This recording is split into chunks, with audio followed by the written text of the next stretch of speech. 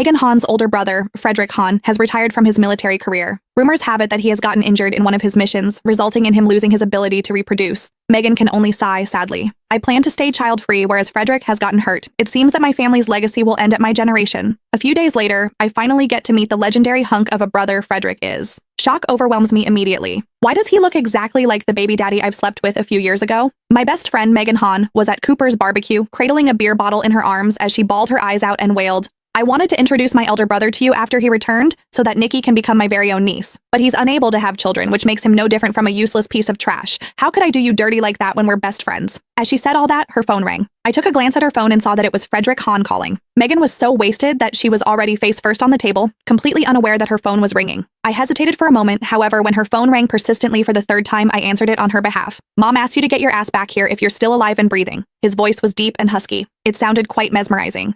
I pinched my earlobe, which felt strangely warm for no reason. "Hello there, I'm Megan's friend. We are at Cooper's barbecue. Would you be able to come over and pick her up?" Given Megan's current condition, it was going to be a struggle to get her home today. After all, I had quite a bit to drink too. It would obviously be a lot more convenient if someone could come and pick her up. Before the man on the phone could even respond, Megan, who had passed out face down on the table, came back to life all of a sudden. Oh, poor Fred. He joined the military academy at such a young age, and he's still a virgin after all these years. Now that he's in this predicament, no one will ever want him. Suddenly, the call went eerily quiet. The awkwardness was enough to sober me up a little. I explained, she really had quite a bit to drink. "Give me the address. 8 South Avenue. Then he hung up. Previously, I had heard Megan talking about her elder brother. He was a tough and strong-willed guy, someone she had idolized since she was a child.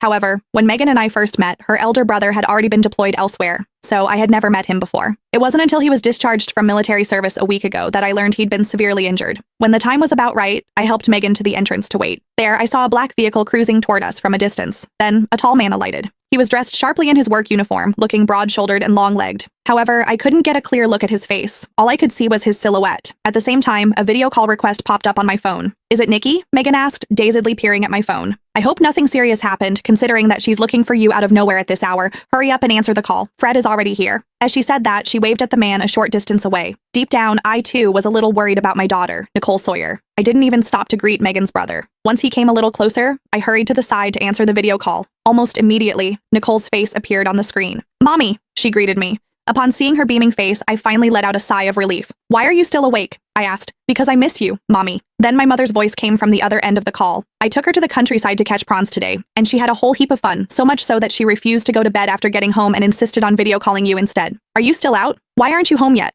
I came out to meet up with Megan for a bit. My mother had brought Nicole back to my hometown for a few days, giving me a rare bit of peace and quiet. "Is Megs there too?" Nicole squeezed her face back into the frame. "Mommy, I want to speak with Megs too."